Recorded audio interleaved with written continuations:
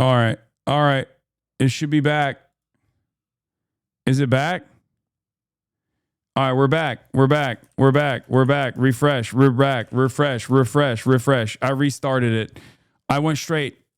I don't know what the fuck is going on, but IRL Toolkit is so busted that I had to fucking turn it off and on again and go directly to the Twitch servers, okay?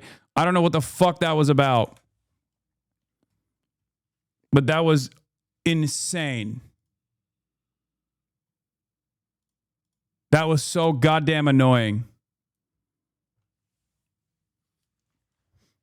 Guys, it's not the new computer. It is the fucking servers.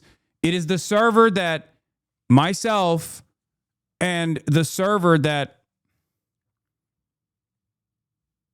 IRL Toolkit has an easy vulnerability to manipulate, so I wouldn't use it until the issue is fixed. Yes, it is because, chat, listen to me, okay? It's not the Nelk boys. It's not anything. It's literally IRL Toolkit. We trouble fixed everything, okay?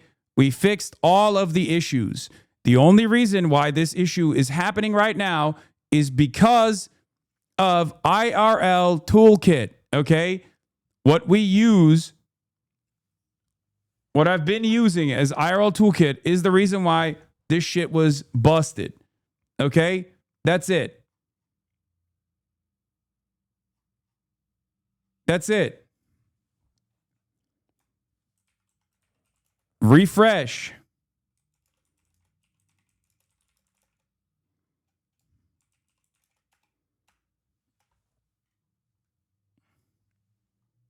iShowSpeed was mad as fuck because his stream was having the same issues. Yeah. Anyone that uses IRL Toolkit has experienced these same issues, okay? Anyone that's been using IRL Toolkit has been experiencing the same fucking issues.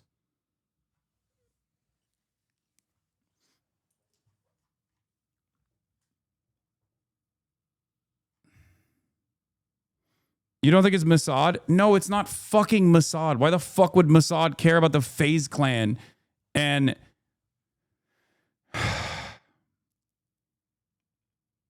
are you using Toolkit? Aren't they being ransomed? It happened with Keizo. Guys, I don't give a fuck who the Nelk boys are talking to. Shut the fuck up, okay?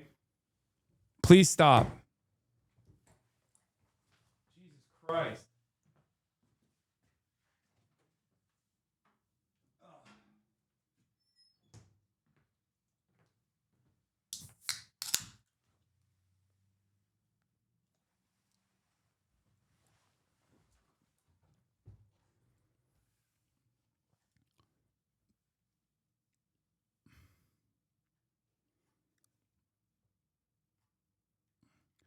They literally released a podcast with Netanyahu, dude. Come on. Okay, I'm going to start perma-banning people.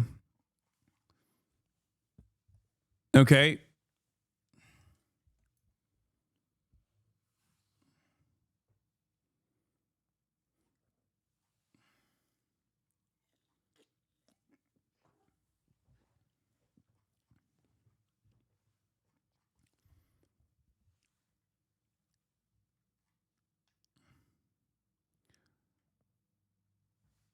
Kaisenas said IRL Toolkit was getting DDoS. Yes, it is because of IRL Toolkit. It is because of IRL Toolkit. That's it. That's the real reason. They've been getting fucking destroyed.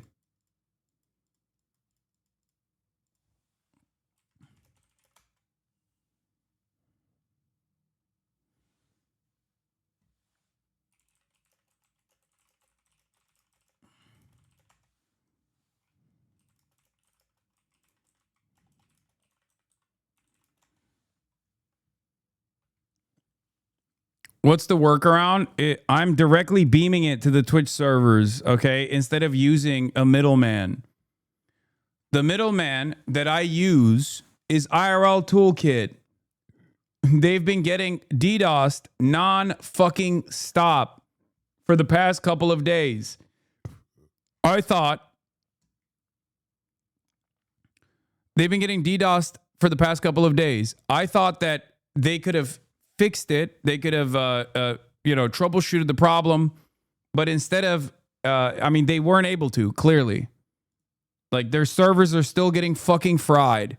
Okay? Yeah, the staff itself has recognized that they're getting DDoSed. So the only way to get around it is just to not use the service at all. That's it.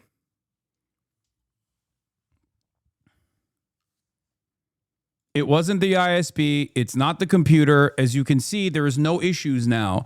That's because I did a full break. I cut the feed. I swapped out of the IRL toolkit, and I am beaming my stream directly to Twitch. So I'm using Twitch servers. So if there's any sort of fucking additional problems, that would be directly related to Twitch's own servers, which are sometimes also fried.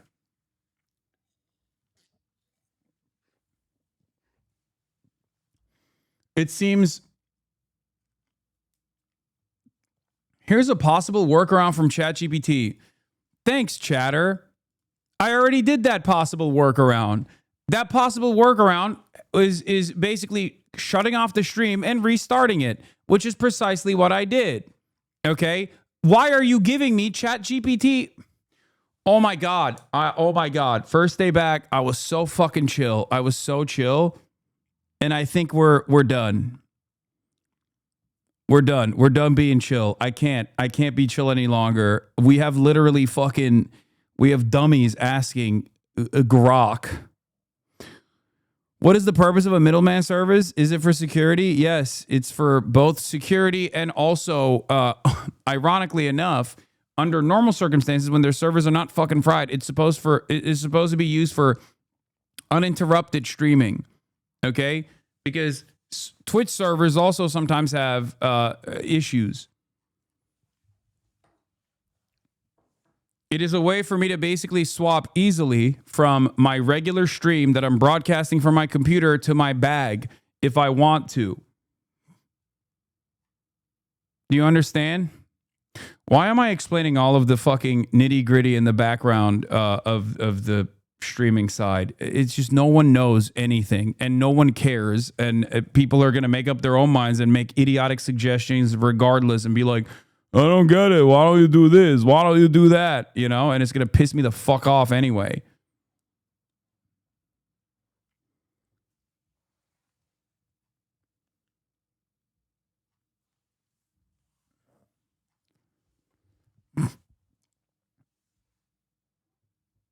I don't usually Sam, but I'm very frustrated. You didn't challenge him on calling Zoran an anti-Semite, and I probably need to log off before you ban me. Here, I'll give you a day off anyway, because I don't even fucking know. I didn't even watch the interview, dumbass.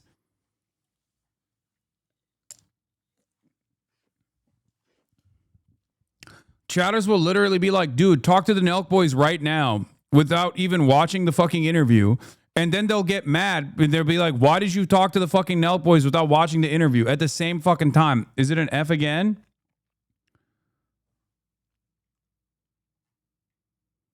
Can you ban me too? No.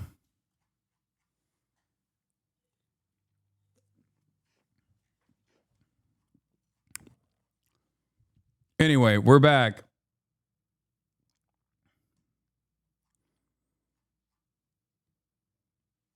Okay.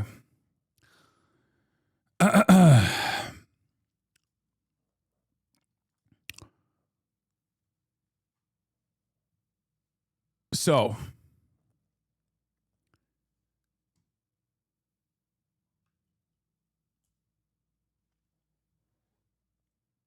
how was your little small vacation? Really good, because I probably would have killed myself if these issues that just happened took place if I hadn't taken 3 days off. I'll be real with you. I probably would have gotten permanently banned off the face of this earth if I had just continued streaming throughout the weekend, and then I had this fucking issue. I would have perma effed. Okay.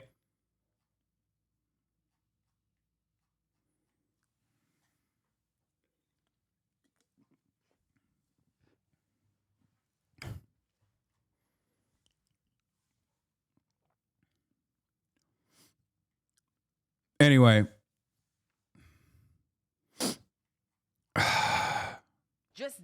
We're going to talk about the Trump-Epstein situation. Because when I was about to go on my 3-day break, the Wall Street Journal released new information that they had found that detailed Jeffrey Epstein's connection to Donald Trump in a more meaningful fashion. Okay? And we're going to talk about that. Donald Trump since then he wrote like this bawdy, salacious letter to Jeffrey Epstein celebrating his 50th birthday. It was very weird. But also on top of the weirdness of the Trump letter, he turned around and basically denied the entire thing and said he's suing Wall Street Journal, which is very stupid.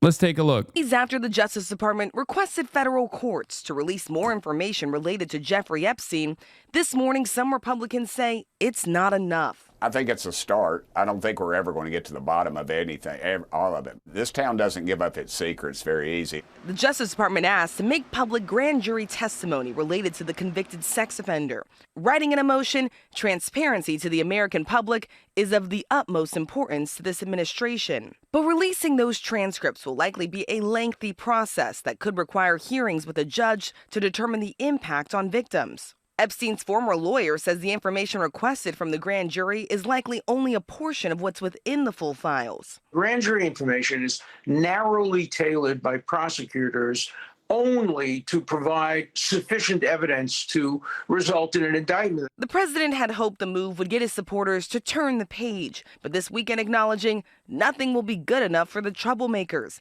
adding, even if the court gave its full and unwavering approval, it will always be more. Yeah, Wall Street Journal has been booted from the White House press pool. Scoop, a Wall Street Journal reporter was slated to be a part of the travel pool this weekend when Trump travels to Scotland. After the paper's Epstein story last week, the White House booted them from the pool.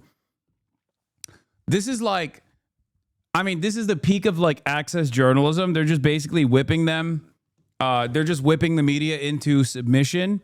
But it's being done in like the stupidest way possible.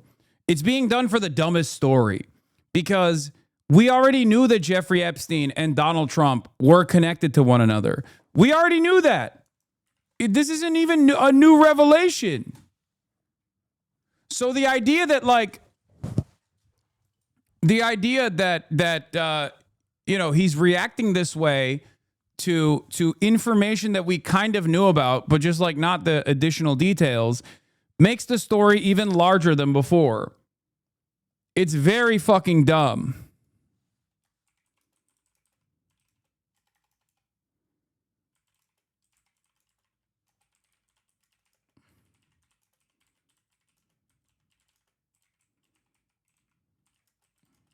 Hold on.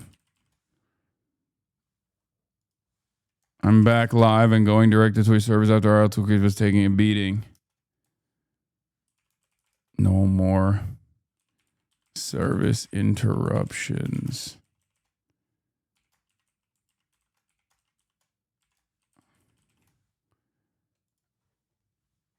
Okay.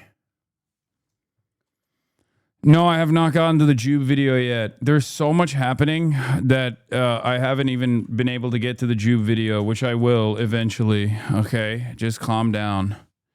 I got Ryan Grimm texting me about the Nelk boys, being like, who the fuck are these guys? Concerned that people are gagged Trump is a liar after a million pics of him with Epstein and all the things he said. No, that's what's so fucking crazy about this story, is that it's such a stupid thing to get mad about because everybody knows you were pictured with Jeffrey Epstein like 45 times, dude. What do you mean? This is from the time period where you were still very much openly friendly with Jeffrey Epstein. So, like, there is the pre-2002 Jeffrey Epstein relationship and then the post-2002 Jeffrey Epstein relationship. And it's so fucking strange to me that Donald Trump, who has been pictured with this guy who literally said nice things about him in the media when talking about how he loves young girls just like I do. All this stuff is now fucking mad that there was more revelations from the detailing the extent of their relationship, giving us a fuller view.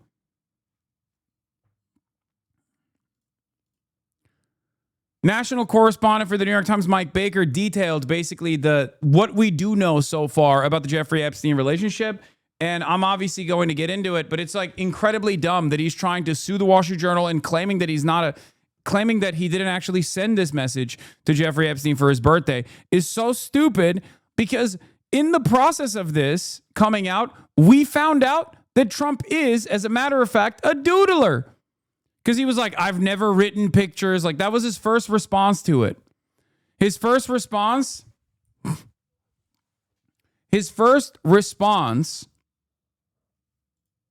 to it was, I've never wrote a picture. It was a fucking lie. It turns out he's a massive doodler. I didn't know this, and I consider myself to be somewhat of a Trump stan turned hater, you know? Okay? He actually drew quite a bit. At first, I thought I thought that it wasn't just a pure dictation, and that like he probably got someone to draw a naked woman, and then maybe he signed the pubes of the naked woman, which is the extent of the Wall Street Journal discovery. But like now I realize he doodles so much. He definitely fucking doodled. He definitely doodled that picture. Like, look at him.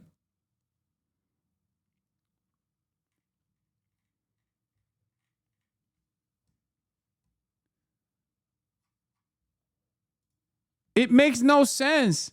So it's just like every time he just acts like there is no relationship there, it comes out that there is more of a relationship there than we thought. Democrats joining the calls for transparency. So to me, as a former prosecutor, there are times when you release things for the good of the country. This is one of those times. The president instructed the Justice Department to seek the release of the grand jury testimony just hours after a report from the Wall Street Journal, alleging that he sent Epstein a letter to celebrate his 50th birthday in 2003. Trump now filing a $10 billion defamation lawsuit against the paper, including owner Rupert Murdoch, saying the Journal falsely claimed that he authored, drew, and signed a letter to Epstein containing salacious language and that no authentic letter or drawing exists. Dow Jones telling ABC News, we have full confidence in the rigor and accuracy of our reporting and will vigorously defend against any lawsuit.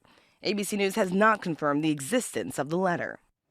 So over on Capitol Hill, there is a bipartisan push for a vote that would call on the DOJ to release the full files. But that vote would largely be symbolic. Congress has no legal authority to force the administration to release anything, but it would get Republicans on the record about where they stand on this issue. And just the fact they're even talking about this vote really underscores just how much pressure the administration is under, guys. That's true. And people want to know about this.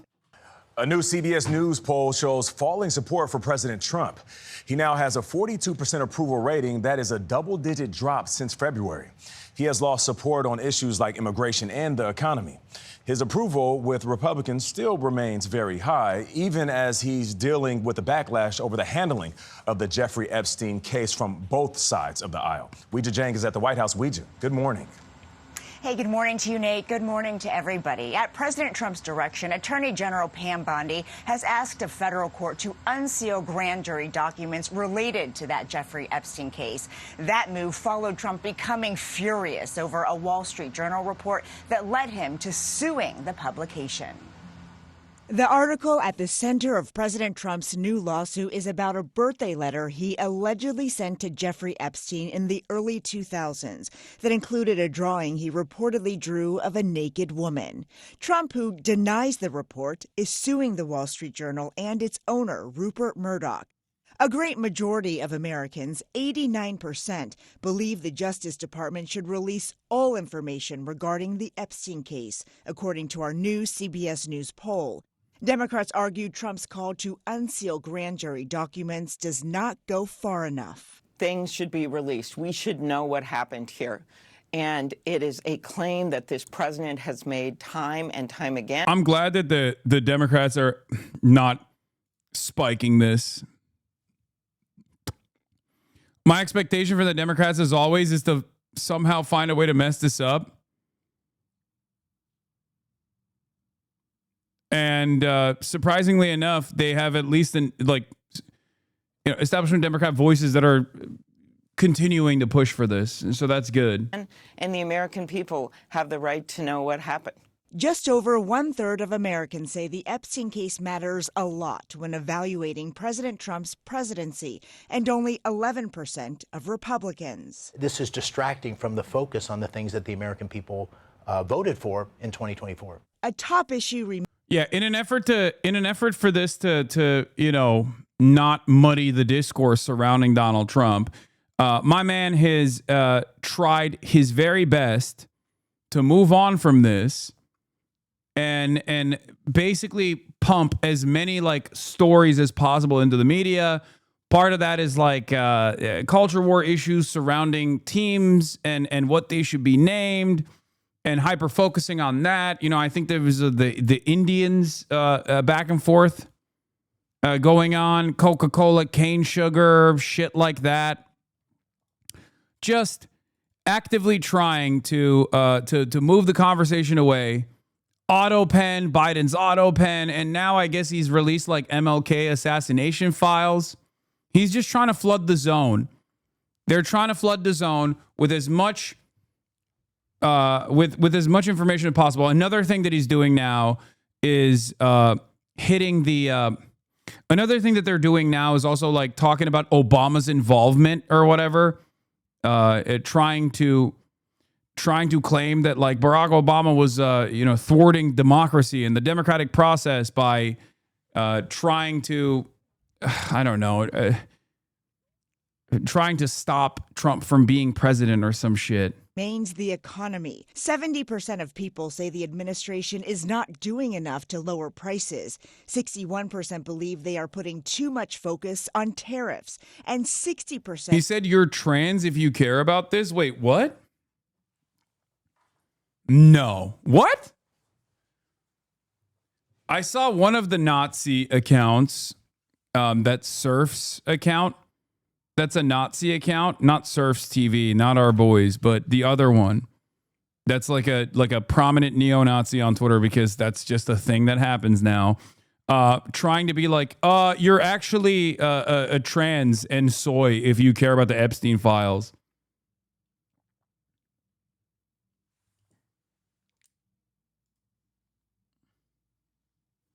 Yeah, the Royal Surfs. Yeah, prominent neo-Nazis on Twitter have been posting about how if you care about the Epstein, if you want to release the Epstein client list, that means you're gay. That means you're woke, gay, and trans. Which they think is going to be. They think this is going to be a good enough way to stop people. What?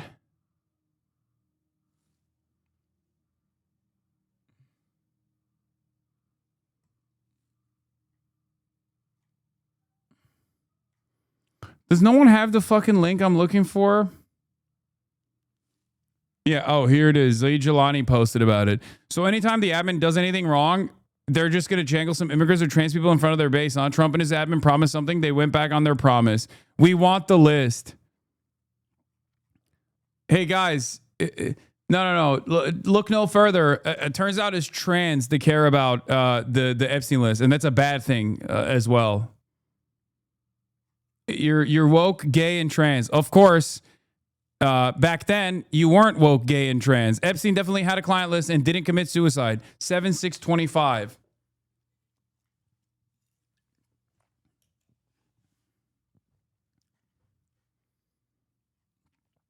Motherfucker, what changed? 2 weeks? 2 weeks, dude? So all it was for Trump to just turn around and flip the switch? That's what this is? That's what's going on?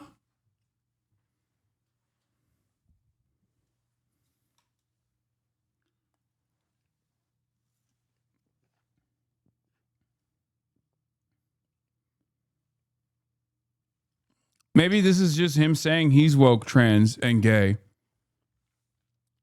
2 weeks ago, he was woke, trans, and gay. Now he's straight.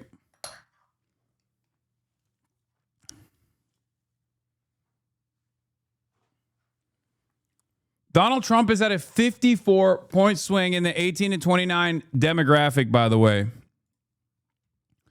Trump's approval trends among ages 18 to 29.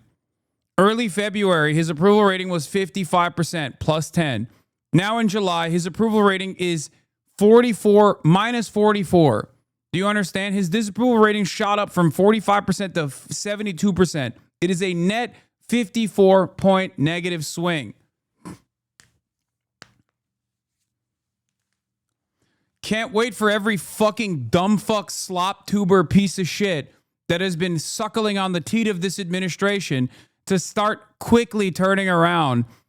I'm sure that they'll start with the Epstein stuff as a reason for it, and they'll move on.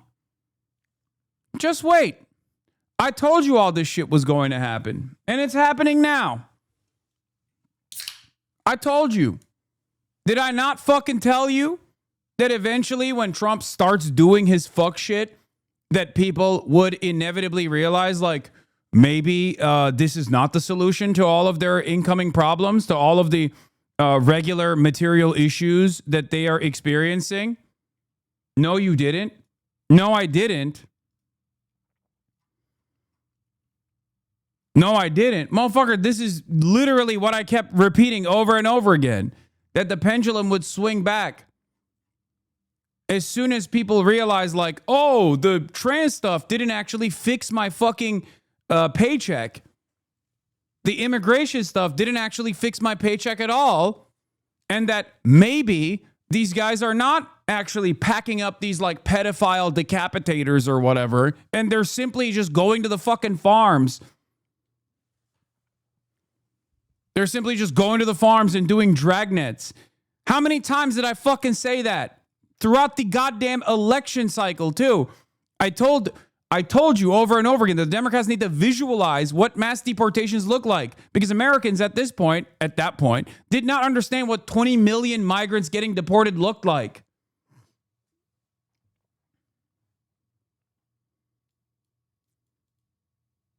This doesn't seem to be damaging approval among Republican Party members, and they're starting to come around to the propaganda points, just not as much as usual. I saw a poll that said 50% of GOP supporters believe the admin has been adequate on Epstein. This is still really low for Trump. I know. This is not like the death blow. This is not the death blow. But it's an actual major chip in his armor, okay? The point is, none of the fucking policies that he thinks or that he claimed were going to save America are actually going to do that. And people are going to slowly come to that recognition. Not everyone will. And plenty of people will obviously still believe, no, you don't understand. We have to fucking deport every single Mexican, okay? And then things will get better. There is no real death blow, okay? There isn't. Because Trump is a cult-like figure. You cannot tackle a cult like this. You just have to hopefully keep hitting slowly but surely and assume that enough people have decoupled themselves from the administration and its movements. Because they will slowly but surely, at least people who are cognizant enough, will slowly but surely recognize that Donald Trump was basically just lying about all of these criminal migrants. This is precisely the reason why I kept repeating the importance of the Democrats to create adequate counter messaging on the issue of immigration early on. Okay? On every single quote unquote problem that he created, he had no real solutions for because they weren't real problems. That's how it works, is death by 1,000 cuts. It's little by little. Every other day, there is a new person that voted for Donald Trump last time around that goes, yeah, I don't know if this is actually real. I don't know if this was a good thing that I did. Going back on their votes. Okay? That's how it's done. And I said this over and over again. And I also said this about Israel too. And look where we're at with Israel. Uncompromising in the face of clear injustice was the appropriate thing to do. Every cult ends one way. It's never from the outside. I mean, it doesn't matter. Despite realizing that voting for Trump did not solve the problems they were going through by deporting and attacking queer people's rights, it doesn't change the fact that these people are not and can't be allies against Republicans and overall establishment. These people are still racist, homophobic, transphobic, and so on. No, it doesn't matter, because as long as they're not fucking voting for Donald Trump, and as long as you have real leaders on the opposing side, which we unfortunately currently do not, then you can move America in the right direction. Because it's not just about cutting Trump from his audience, okay? Cutting Trump from his base of support. There also has to be a counterbalance that is leading America in the right direction, and we currently do not have that counterbalance. This is why I talk about the importance of having a real competent party that fights back against the Republican madness. Okay? Without that, we just go back to business as usual. Without that, we go back to, another marginally better Democrat that doesn't fix any of the issues, and then that creates an opportunity for even a worse Trump-style figure to come in and use populism to his advantage and to consistently diminish material necessities, material interests that Americans have. That's how we got the Trump 1. That's how we got the Trump 2.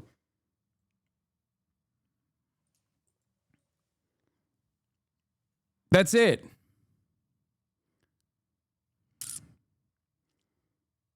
People make up crap about you saying don't vote for Kamala. Meanwhile, you're literally saying people who don't vote for Trump can be allies, literally carrying what is left of non-Republicans. No, I don't. I want real change. I don't care who brings it, okay? I want real change in the positive direction. Why is it so hard for people to understand that a vote is an agreement if you vote for the progressive candidate and you're being progressive, even if you're not always the most progressive in your personal life?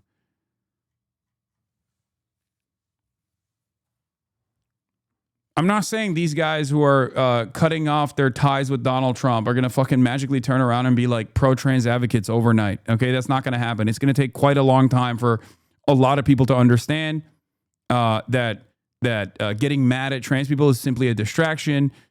That's it. That's all it is. It is a very effective tool that the right uses all the goddamn time. And unfortunately, when there's nothing on the counter messaging side that says, hey, this is a simple distraction. Trans people are just like your neighbors. They're just like you, okay? They have the same exact needs. Like, they're not magical, mystical beings, okay? They still have to fucking pay rent. They still have to go work at McDonald's. They still hate their boss, okay? When grocery prices go up, they also suffer, just like you do. And any conversation that chooses to separate them from you is stupid. And it's being used as a simple distraction to make you hyper-focus on these people, to make you feel like they're weird, they're different, they're degenerate, they're destroying American civilization. Meanwhile, the people that are telling you that they're destroying American society is the people most responsible for destroying American society. And they don't want you to pay attention to that. How many times have you heard a Democrat say this? There are some examples that I can point to.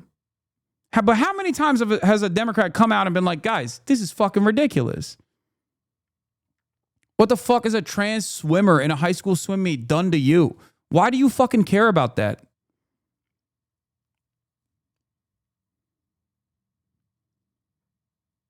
There are very few Democrats who just who will actively defend marginalized populations and will say actively defend marginalized populations and will say, like, the only reason why you care about this kind of stuff is because these guys don't want to actually enact any sort of positive change. They recognize that you're angry. They recognize that you're angry because of the affordability crisis, as Trump, kept repeating over and over again. Okay. But the reason why they're hyper-focusing on trans people or undocumented migrants is because they want to distract your attention away from the real issues that persist in your life. They do not care.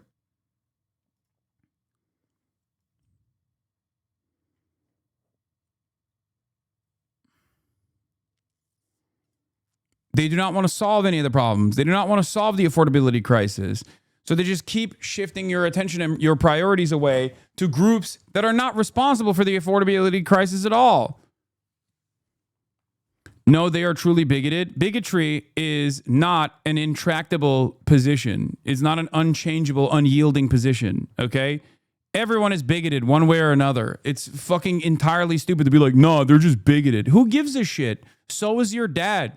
So are you, I'm assuming, in certain instances. You have to be more understanding of people, okay? It's learned behavior. What are we talking about? I guess I should just like shutter this operation, you know? What do you mean? Why am I doing what I'm doing? If, you know, it's impossible to make people change their minds on issues. Oppose new tariffs on imported goods. On Face the Nation, Commerce Secretary Howard Lutnick insisted the public would come around. You know, the president figured out the right answer and sent letters to these countries, said this is going to fix the trade deficit. This will go a long way to fixing the trade deficit. And that's gotten these countries to the table. President Trump has sent dozens of letters to U.S. trading partners out. Let me spell it out for you. It is mental complacency and ignorance. Yes, a lot of people have it, but aren't negative and self-righteous about it. Okay. So? Lighting tariffs they will have to start paying on August 1st, now less than 2 weeks away. As for that Wall Street Journal fight, the publisher says they have full confidence in the rigor and accuracy of their reporting and will vigorously defend against any lawsuit. Gail? We thank you.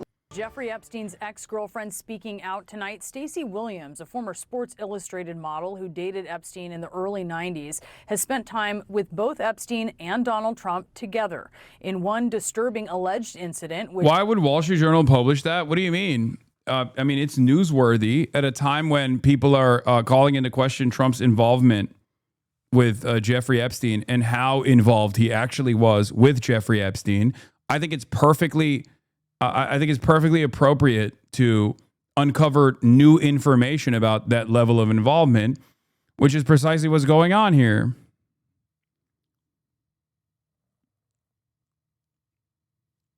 It's newsworthy because people want answers. And Trump's response to the Jeffrey Epstein stuff, to the Jeffrey Epstein client list and his and standing in opposition of like more information coming out. Yeah, but it's owned by Bezos. No, Wall Street Journal is not owned by Jeffrey Bezos. It's owned by Rupert Murdoch. What you're thinking of is the Washington Post. Okay. Williams went public with last year before the presidential election. Williams says Trump groped her in front of Epstein at Trump Tower in 1993. Here's what she told our Sunland Serfati when she first broke her silence. The second he was in front of me, he pulled me into him, and his hands were just on me and didn't come off. Then the hands started moving, and they were on the, on the side of my breasts, on my hips, back down to my butt, back up, sort of. Then, they were just on me the whole time. Ugh. And I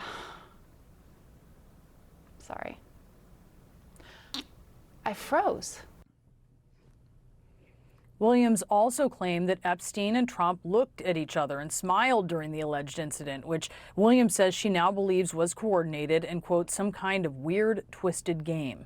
Trump denied Williams's allegations through his campaign at the time, which said in part, quote, it's obvious this fake story was contrived by Kamala Harris's campaign. And Stacey Williams is out front now to speak out for the first time since the uproar over Trump's handling of the Epstein case. Stacey, thank you so much for joining us tonight. As you know, Epstein is dominating the news once again, and his relationship with Trump is under scrutiny. While you were dating Epstein, can you tell us how close? I'm not American, so I'm asking this in good faith. You were talking about this sort of imminent collapse of American economy due to the first round of tariffs that would be felt regardless of whether Trump calls off the tariffs. Have you Americans seen a genuine increase in prices? Only limited increase in prices have been seen so far, partially because some of the mediators just ate the cost.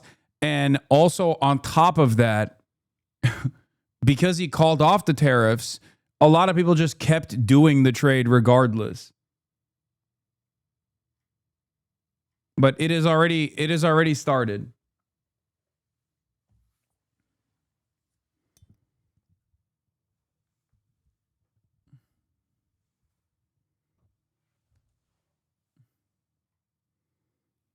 It has already started, regardless of the fact that Donald Trump actually scaled back on the tariffs in spectacular fashion, only to restart it over and over again. But because of the inconsistency, it seems that a lot of people are still trading. And okay, so here's what happened. Okay? Here's what happened. Knowing that these tariffs were coming in, there was a major amount of imports. They literally came in, and ahead of the tariffs, they wanted to get ahead of. They wanted to have as much of a timeline for like, because of the inconsistency, they wanted to stockpile to the best of their ability ahead of time in an effort to withstand the tariffs. That actually contributed to economic growth, or at least it limited the amount of GDP decline in this last quarter, because people were so scared. People were so worried that the tariffs were going to destroy the prices. We're going to skyrocket the prices. Okay, and they already have on certain products, for the record. Here are Walmart price changes between May and July 2025. 12-piece pots and pans went from $99 to $149, a 51% increase. Mode's Trio 3-in-1 travel system went from $200 to $300, a 50% increase. So there is still, like, coffee went up 17%. Donut Shop coffee went up 17%. A lot of the coffee went up. Gallon of milk went up as well. But having said that, the reason why in the first, the reason why there wasn't as much as a noticeable blip is because they stockpiled like fucking crazy ahead of time, knowing that, or banking on the hope that Trump would inevitably back away from the tariffs. So by the time they ran out of supply, instead of hitting a major price shock and hiking prices up and adjusting it to the tariffs, they would be able to basically overcome this. Regarding that chatter to help you, econ friend went off on me about this. He said a massive imports happen ahead of tariffs, enough for 3 to 6 months for a lot of industries. Then he folded, but not on everything. What we're seeing now is things like coffee, meat, and especially appliances going up. It's the start. If August 1st happens, it will accelerate, as no one has supply bank now. Yeah.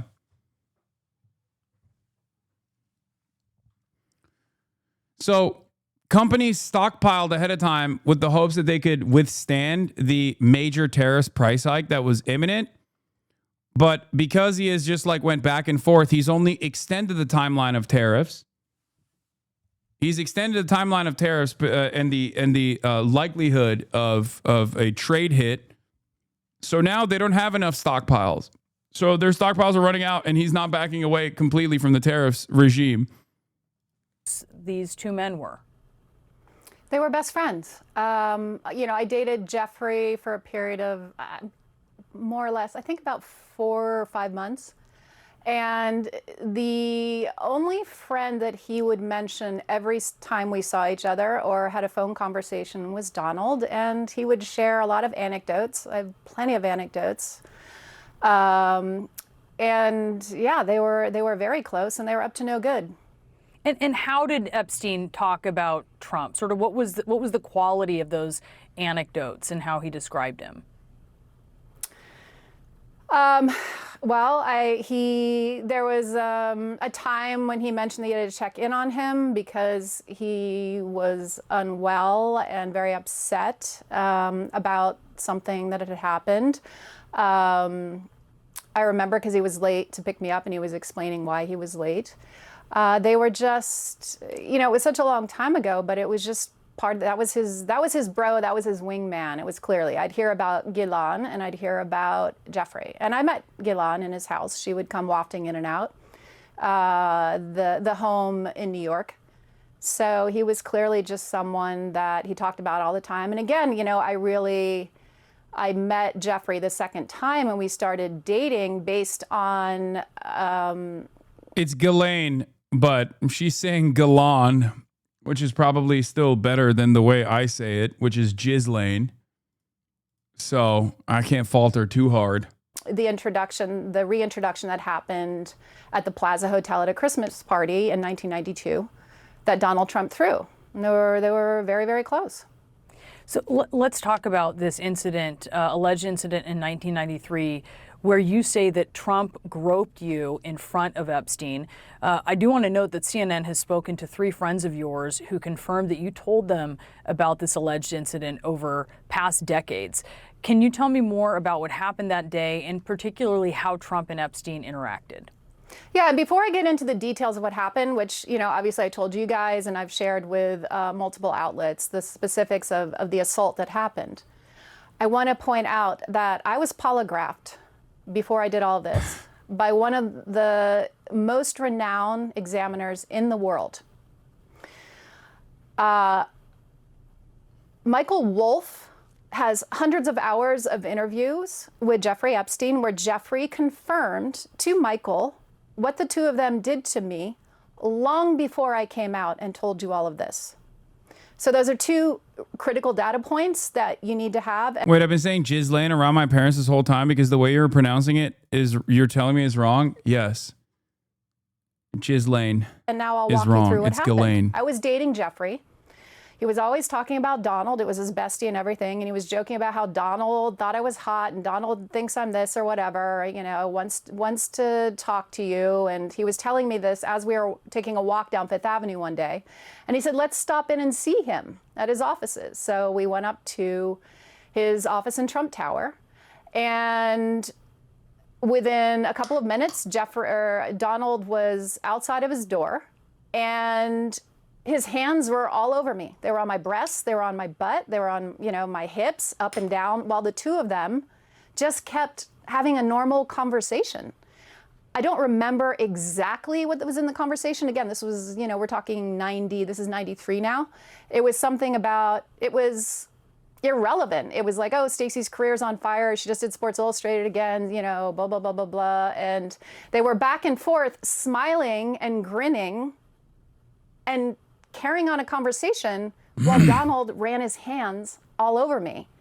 And, when that happens in broad daylight in someone's office and an assistant's walking back and forth, you're in shock. If it happens in a dark alleyway, right, you defend yourself. But when it's hidden in its brazenness like that, which is Donald Trump's forte, you go into shock. So I froze, and it was over and very quickly. It was a few minutes. And then we got back in the elevator, and Jeffrey's energy had changed. He was like seething. He was enraged. He wouldn't make eye contact with me. And then we got out on the street on Fifth Avenue, and he looked at me and he just started yelling at me, saying, why did you let him do that? And he was so enraged. And then I remember thinking, like, why did I? I felt like I was coming back into my body at that moment, and I was confused. So that's the story of the assault. And I do just want to note, Stacey, that Trump has denied these allegations. Trump is like a serial rapist, sexual harasser, sexual assaulter, it seems, which is not surprising, to say the least, but goddamn. Which you are well aware of. And I know at times you've referenced videos which we have not confirmed the existence. And I say this is like someone who is still firmly committed to the Trump, is not even like interested in the sexual gratification aspect of sex in general. Like, I don't think he has sex for the same reasons why you would. I think he's just a rapist. Like, that's the only way that he derives any sort of like it's a power thing. It's a signifier. Being around like beautiful women. It's just about like having control and having power over another person. But I know that you felt that this was coordinated later when you looked back on it. What was it that made you draw that conclusion? Well, I was sort of known in the industry for being somewhat combative with, photographers who would expose themselves or do inappropriate things, or even guys who would touch or harass on the streets. And Jeffrey was aware of that. And I think he was excited. I think the gist in my mind, given what he knew and the way it played out, was, hey, I'm going to deliver this person to you who's actually not going to let you get away with what you do. And I did, because I froze. Like I said, when it's hidden in its brazenness like that, you freeze. And, he's a master of that. So, I mean, he talked about it, right? He talked about pussy grabbing on the Access Hollywood tape. And tonight, if you're aware, President Trump has filed this libel lawsuit against the Wall Street Journal over its reporting that there was this note bearing Trump's name as a signature and an outline of a naked woman that was included in a 50th birthday album for Epstein in 2003, a note that also depicted an imaginary conversation between the two men. And part of it reads, quote, Donald saying, "We have certain things in common, Jeffrey. Jeffrey, yes, we do. Come to think of it, Donald, enigmas never age. Have you noticed that? Jeffrey, as a matter of fact, it was clear to me that the last time I saw you." And then finally, Donald, "A pal is a wonderful thing. Happy birthday, and may every day be another wonderful secret." Trump called that letter fake. He said it was out of character for him because he never wrote a picture or drew a picture in his life. Wrote a picture, I think he said. No, it's not his kind of language. Based on your time with both men, does that sound out of character to you? What, are you kidding me? I know what they were up to together. It happened to me. I was polygraphed. I have the post-assault postcard with a love note. So I have the receipts. Where are Donald Trump's receipts? Where are they? I know what they're up together, and I know what that means. It's very clear. It wasn't baking or fishing. Well, Stacey Williams, I really appreciate you taking the time to speak with us tonight. Thank you so much. Thank you.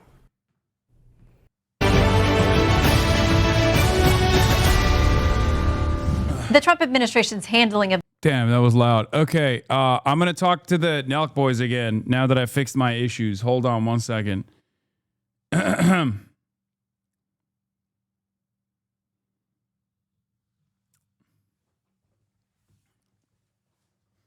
Why? Lol. Dude, half of the chat is like, bro, why didn't you fucking continue talking to them? And then the other half is like, oh, I don't want you to do this.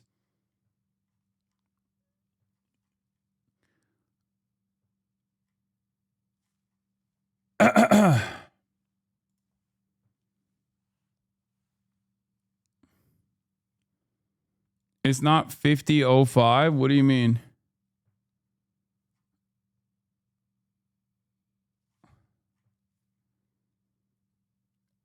Who, bro? No one wants this? I mean, I want to...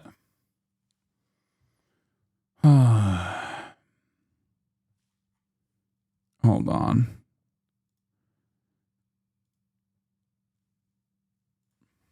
Okay.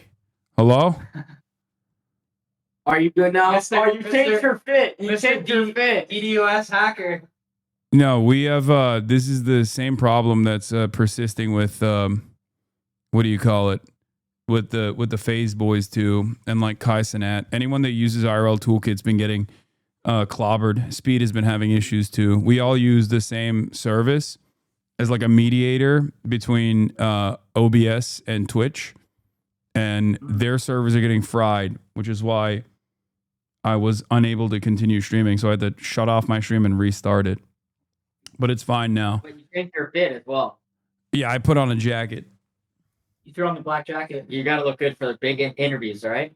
Yeah. No, it's cold in here. All right, so we were talking, for those of you in my chat who are just tuning in, I'm talking to the Nelk boys. They interviewed war criminal with an arrest warrant out by the International Criminal Court, Benjamin Netanyahu, the Prime Minister of Israel.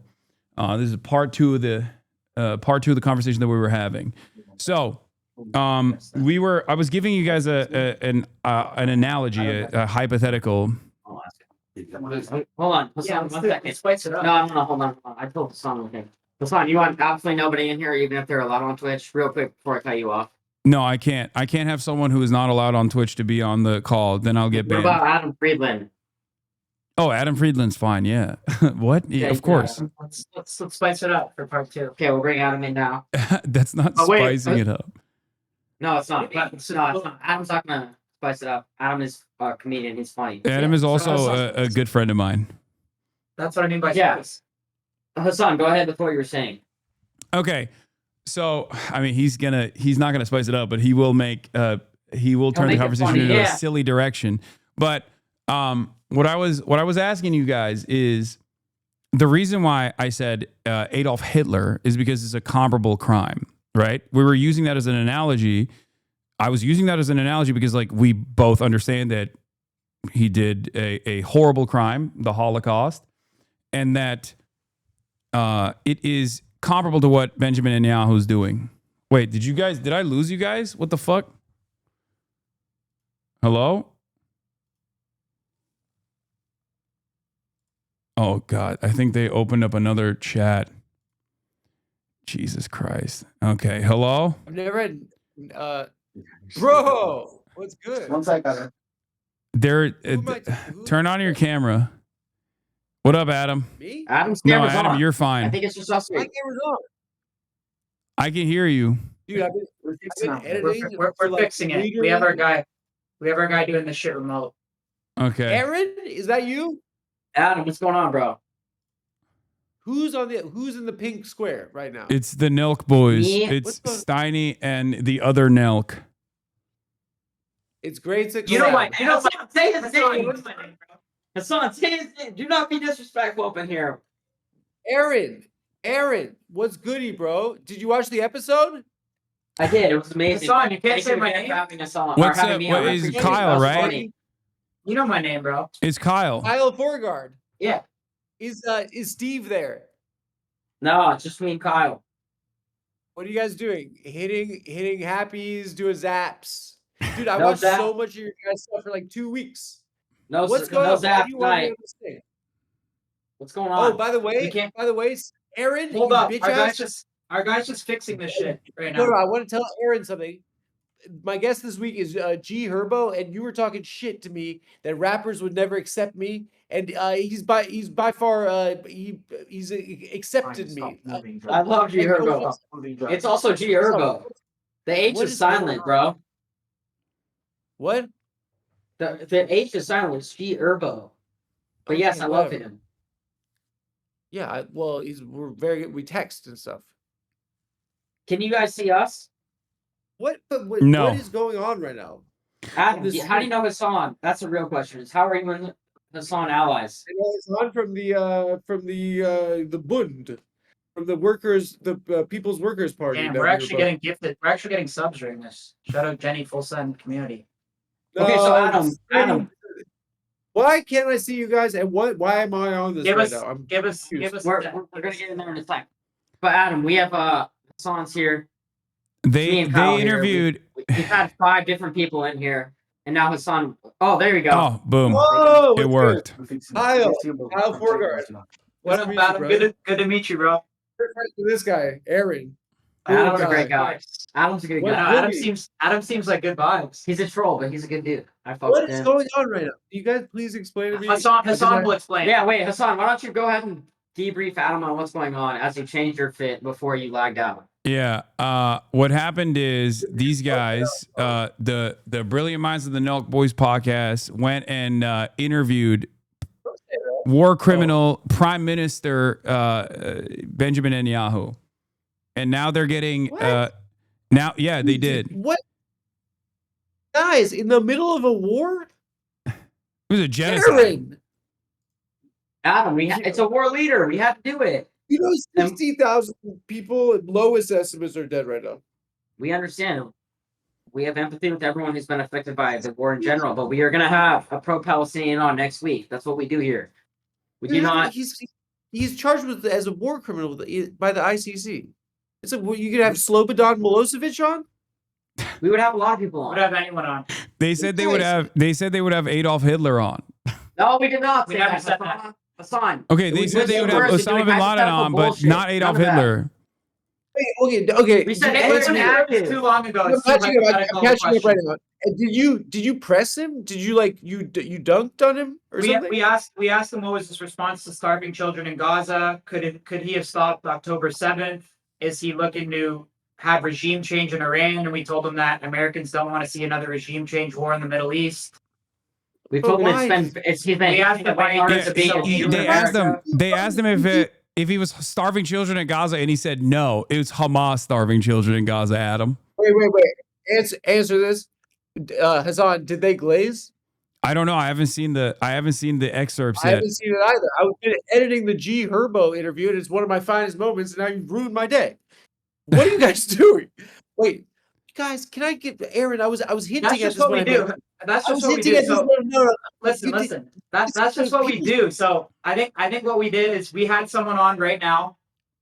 But he a watched wanted. Aaron. Let me I know finish. this Let me boy. finish. Let me He watched finish. 4 I want to tell podcasts Hasan and too. did Adam.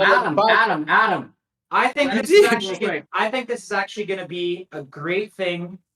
If everyone thinks we have such a big platform, would you guys agree or no, Hasan? Yeah, you guys have a decently Otherwise, sized people wouldn't be platform. pissed. People wouldn't be pissed, right? If we didn't have a big platform.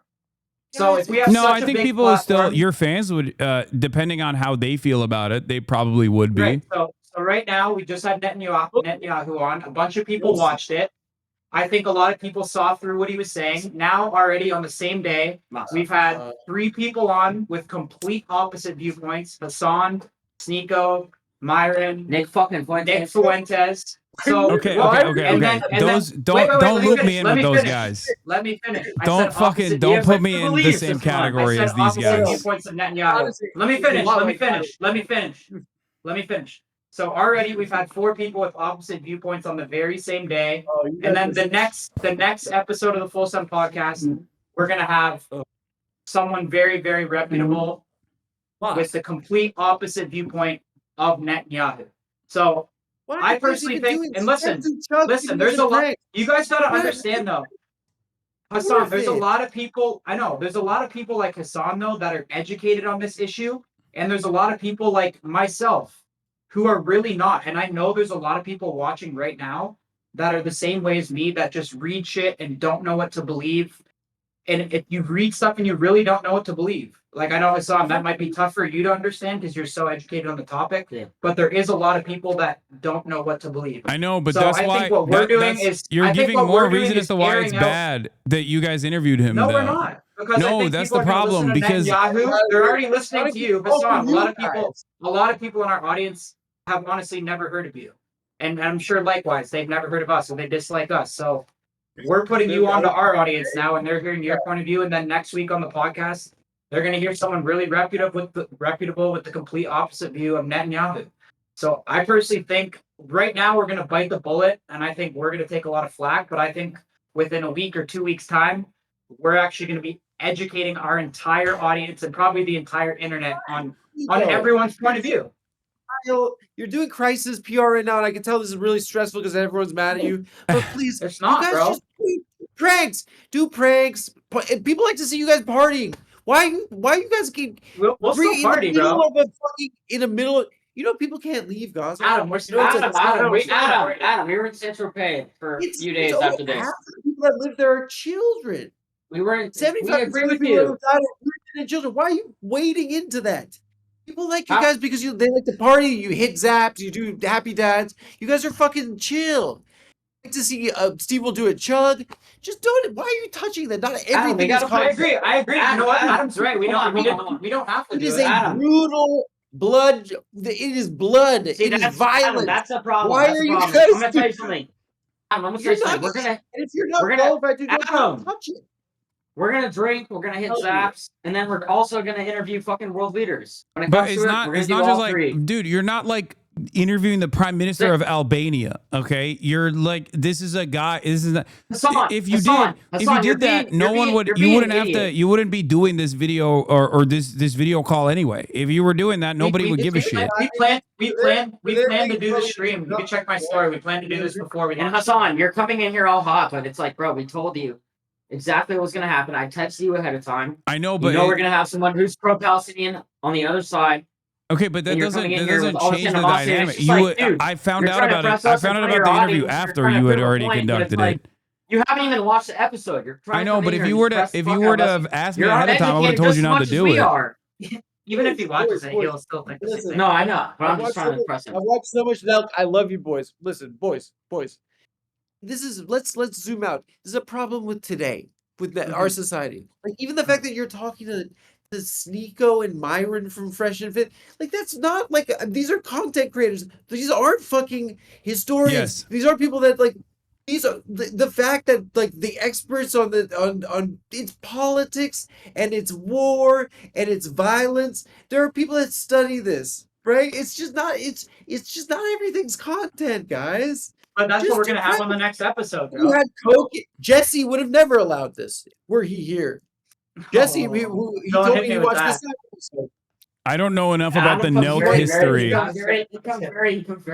don't know about the Nelk history to know what Adam is saying, but it seems to be impactful. That's one thing about Adam is he will fucking know everything. That's good. Do you think that they just didn't realize?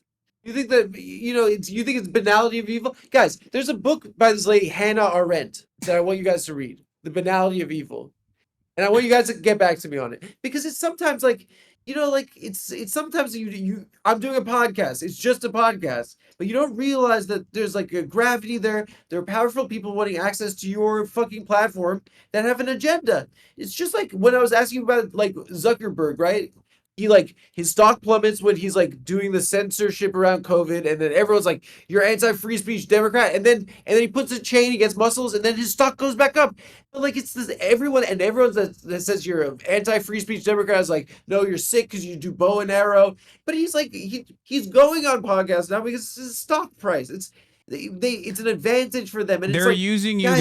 guys. They're using you guys to look good. Hassan, bro. Why does anybody, Hassan? Sorry, I don't mean to cut you off. Hassan, anyone goes on a podcast to promote whatever they're doing. We're aware of that. They're not. But Benjamin Netanyahu's not promoting a book, dog. He's promoting a genocide. Bro, That's we the have point. fucking O.J. Simpson on. We have Entertain on. It's the same shit. Okay, This one none might of be a those little bit things. more. You do realize You're right, that like they don't match. No, this is I the agree with one you. They don't match instance. This is the one instance where it's the worst guess you could have because these We guys agree. are bad people. But what you're talking about is the 100% worst agree, person. Hassan. It's the most hated man on the planet. But Hassan, we agree. But also, if we're going to do it, then who's not going to do it? I'm gonna hook your ass up. I said BB to that guy Yossi, who's your Mossad handler, and Aaron said, "Who's that?" He didn't know that. He didn't know that he's named BB. That's protecting. No, you said who's that, which is good. I mean, like, guys, it's like unless you know, like, it's wading into fucking like it's violence and they're bombs and No, Adam, rubble. you're right. You're right. You are right. We don't have to definitely do realize that. content about it. You don't have to do like we're gonna fucking collab with him.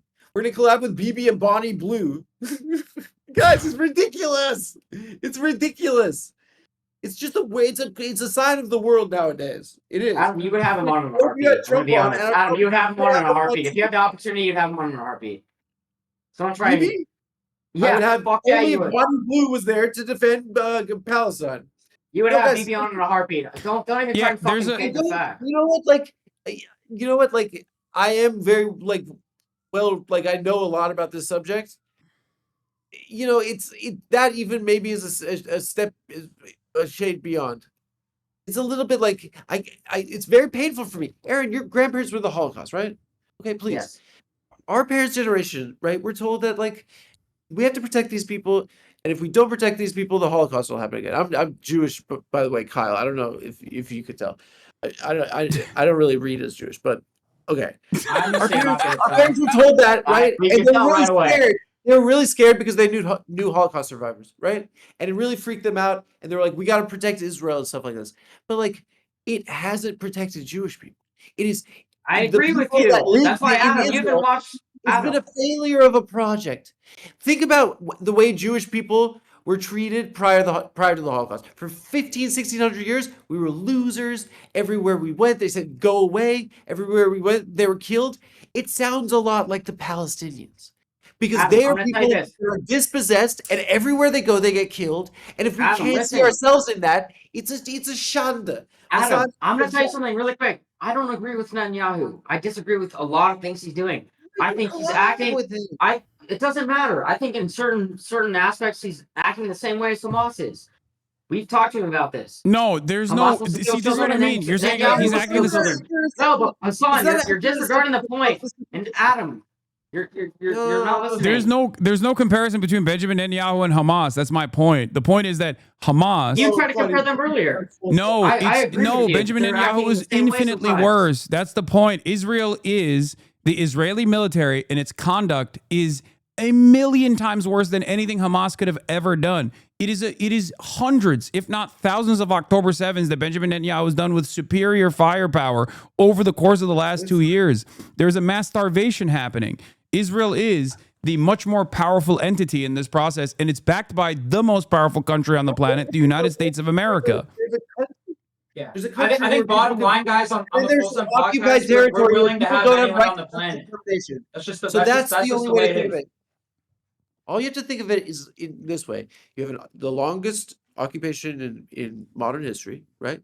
And you have a group of individuals that don't have a right to self-determination. They don't have a country, right? And it's been this way in Gaza since 1967. Okay, in Israel, it's a country. They're in the United Nations. They can vote in their government. These people don't have those rights. And guess what? Right now, there's a fence around them, and they're trapped there. It's not a one-on-one. You don't even have to it's literally Hamas is better than Israel. You don't even have to frame it that way. That's just the situation with the Palestinians and the Israelis, right? Who are like living on either side of that fence. And it's just like, guys, like I get what you guys got to be fucking stressed as shit right now. But like it's just like Adam, we're good. Trust. It's not get in trouble for anything else. You're right, Right. Adam. I understand your point of view. Though. We do a lot of comedy. We do a lot of fun stuff. So you're right. We actually definitely didn't need to do this. People like to I see totally fun. agree with you. There is no love good you guys. purpose. There's no good so much purpose to love. interviewing Benjamin Netanyahu unless you're like literally there to fucking laser him or directly arrest him and send him to The Hague, which is not going to happen under any circumstance, especially not inside of the White House. So the only thing that happens here, even if it's a failure overall because of how fucking how intensely disliked Benjamin Netanyahu is, the goal on his end was to basically use your platform in the same way that they use CNN. So in a way, you guys turned into CNN. I don't think that we've already talked about this, but I don't think just because we platform people, they fall for everything the guest says. And this is the perfect example. I know that, and they clearly aren't, and Like, just people go read the are comments. going to be more mad at you guys as a consequence of like Of course. interviewing. Yeah, they're gonna be mad at us. Yeah, my point is that if you're asking me about the morality of it, there were journalists that were implicated and also charged with crimes in the Nuremberg trials for literally participating and doing propaganda for the Nazis, right? So in that regard, if you were to ask, will there ever be a Nuremberg style trial for Israel? I don't know. Probably not. Okay. That doesn't mean that the crimes are not comparable. And that doesn't mean that your moral culpability in this regard is not close to what those guys did. I'm not saying that you guys are going to be tried in the Nuremberg style trials, but the moral culpability is still there for not, for conducting an interview such as this one. I can definitely understand your perspective, Hasan, for sure. I just think that, that's just what we're gonna do with the Full Sun Pod. And I don't know, maybe we got to get a little better at grilling them, or maybe next time when we have a guest like this, we can hit up people like you, Hasan, and get what you would ask and stuff like that. But no, Benjamin Netanyahu is never entering the same room as someone like myself. If I were to be in that room, he would not do this podcast with you, or But wait, maybe they would Hasan, assassinate let me ask me. you something, Hasan, why wouldn't you do someone from both sides? What do you mean? I mean, we've already debated this. But if you could do Netanyahu and do somebody else, why wouldn't you do that? But, I don't think that there's both sides in the situation. There is the perpetrators, like that's why I'm saying it's like akin to interviewing Adolf Hitler. Hamas, and you can do Netanyahu. There is no both sides in the situation. That's why I'm saying it's like interviewing a concentration camp survivor and then interviewing Hitler. You know what I mean? Is there both sides in the situation? No. interviewing the leadership of the Jewish partisans in World War II versus interviewing Adolf Hitler or like one of his loyal advocates or whatever is not comparable. There are no both sides in a genocide. That's why it's a genocide. It's such a big crime that it doesn't even justify a genocide in retaliation to said genocide. It's the crime of all crimes. Guys, I think you're getting in the weeds a little bit, right? It's not about. No, I mean, but no, I'll be honest. He's Hasan like, if makes a great point. you guys are well known not for politics, right? And it's like, unless you're not gonna research more and get ready. Look, you're Rocky. Guys, just like politics sucks, right? I got made fun of for liking it when I was a kid. It should go back to fucking being like for losers, right? Everyone's into fucking politics now. It sucks. It's just like you don't have to purport to like that to know about it, and just like leave it to fucking like the fucking Wolf Blitzer. You know, it's just it's not. Everything is content on it. Whatever fucking happened. Whatever fucking happened with Wolf Blitzer. Me too. He did? No, he's still kicking. How dare you guys come for the wolf? Wolf Blitzer still buzzing around? He's still at CNN, yes. But Wolf Blitzer also, ironically, literally worked for AIPAC before he did CNN. For someone that like understands like what's happening in the world, like, and you guys don't have to, because like people love you for prank and lifestyle content. You know, Yeah, and see, it's that's just- where I think I'm gonna be honest. I think Okay, I that's where gotta you're go. gonna stop. What? But yeah, no, go ahead. You're good. I gotta go.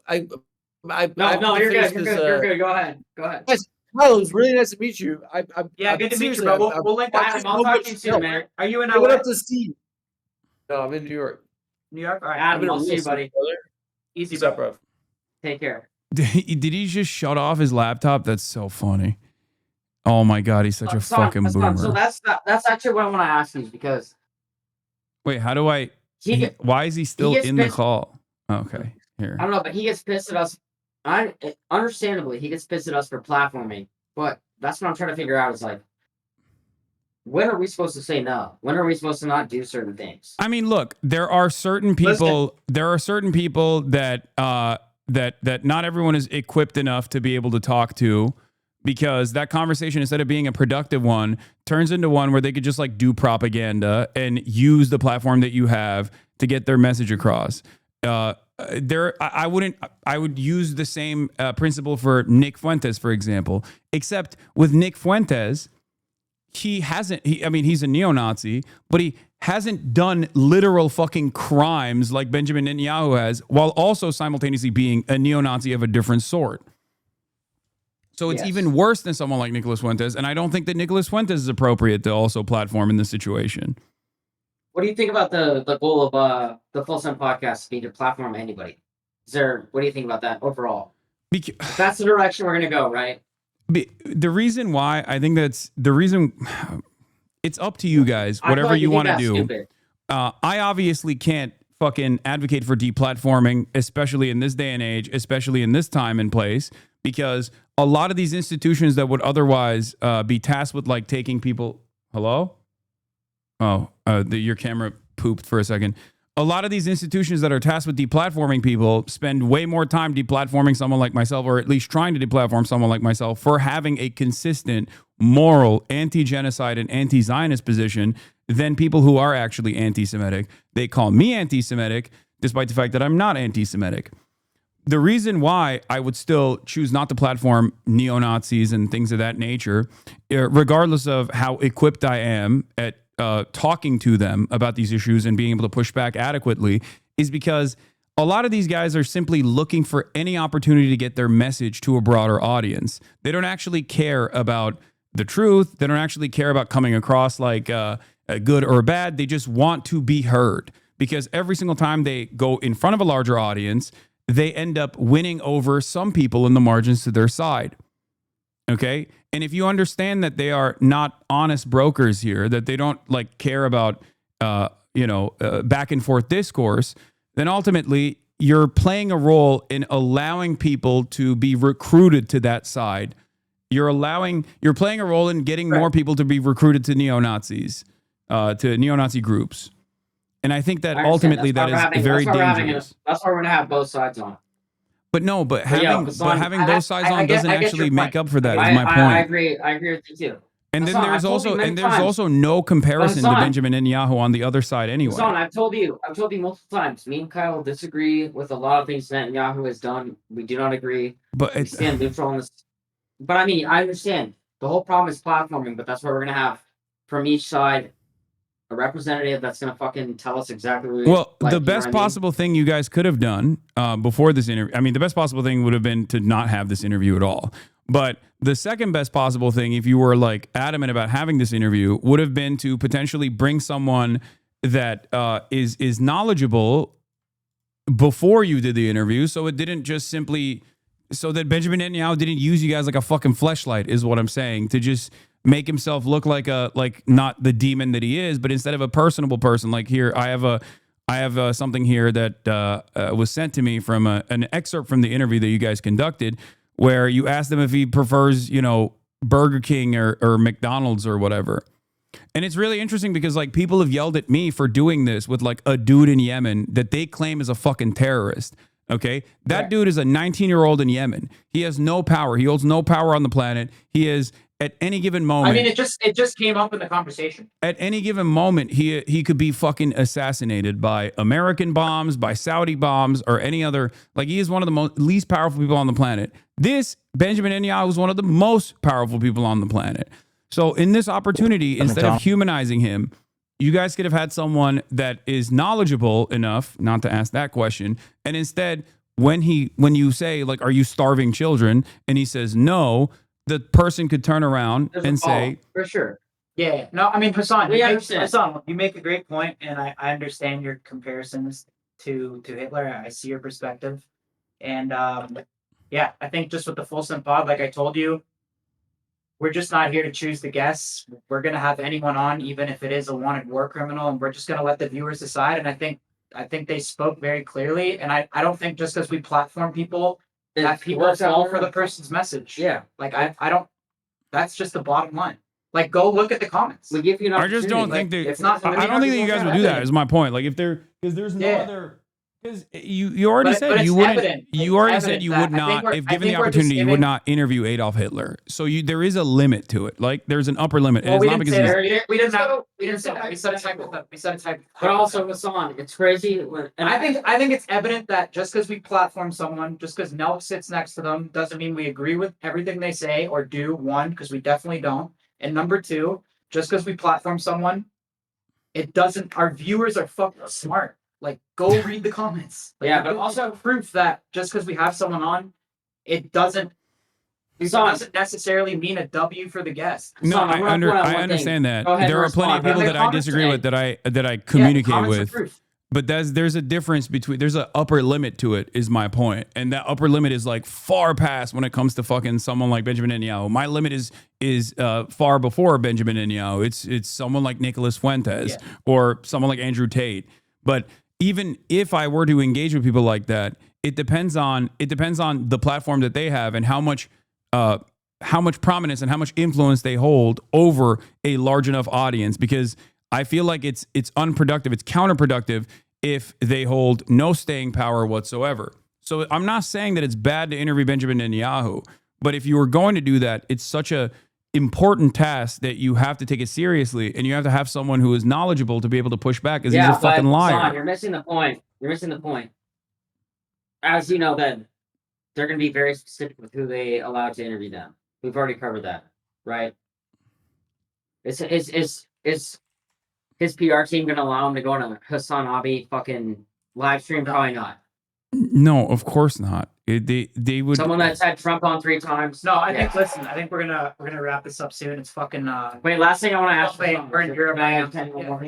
Hasan, last thing. We text off stream. Obviously, we are boys. We talked about lifting together, hooping together. So there are things that we can't agree on, but when it comes to this stuff, it creates animosity. So I just want to point that out. Okay, but all right, but you have to. There's a reason why there's 6,000 comments here. I'm looking at the comments right now, and everyone's cooking you guys. We read them. We read them. We know. Hasan, we're aware. But I mean, that should be evident that the Folsom podcast has people on, and the viewers decide. All right. Well. Yeah. All right, good But luck, Hasan, guys. You should have Gabor Mate, or Gabor Mate is a Holocaust text me. survivor. I'm gonna have Steiny. I'm gonna have Steiny text you, and if you Okay, I will. I will send you people to interview. But if you were to ask me ahead of time, I would have told you not to do this interview. For the record, I only found out after you did this interview. But when you texted me, and he said, "Yo, you had so and so on the podcast!" Exclamation point. Was that more of a shock or Yes, what was that? it was a shock. Shock factor. Okay, making sure. Hasan, thank you so much. All right, bye, guys. Talk to you soon, bro. All right, take care.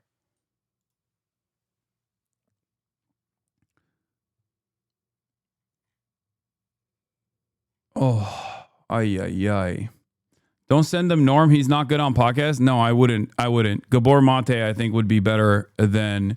No, I think. Look, I'm gonna be honest. I think they realize they bit off more than they can chew because like everyone's cooking them. Zero pushback. You literally just let a war criminal talk freely for an hour to millions of fans. Just horrible. You guys are truly. That's what it is.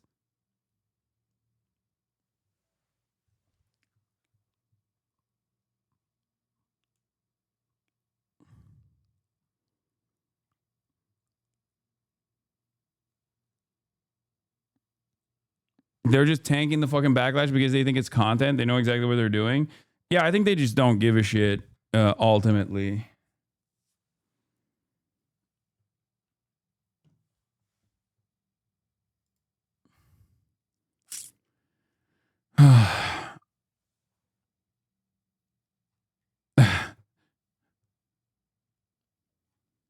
Will you watch it on stream? Probably not. I mean, maybe.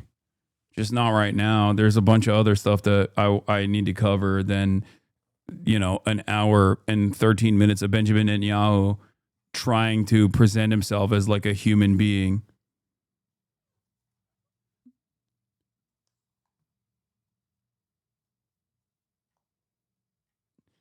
What? Why send them Gabor Mate? Why not just bring on Gabor yourself? They shouldn't be rewarded. Also, what the fuck is their stance on Hitler? What do you mean rewarded? This is like me trying to plug I think Benjamin Netanyahu is such a fucking repulsive, monstrous piece of shit that it doesn't even matter. I'll be honest with you.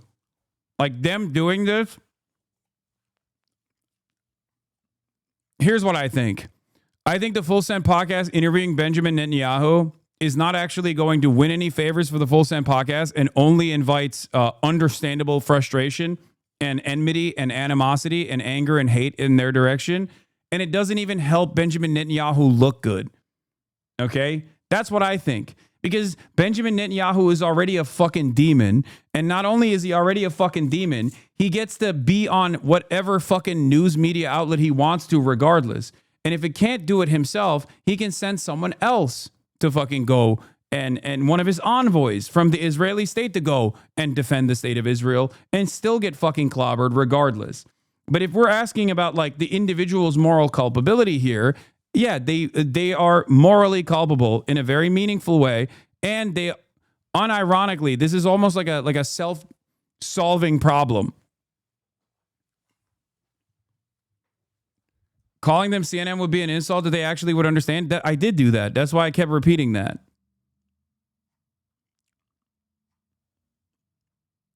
That's it. So it's Adam Friedland's statement was can't believe I'm saying this, but kind of correct, which is it's a sign of the times. It's a sign of the times that like Benjamin Netanyahu, a fucking war criminal and a genocidaire, is going on the Nelk Boys podcast because he wants to do PR for himself.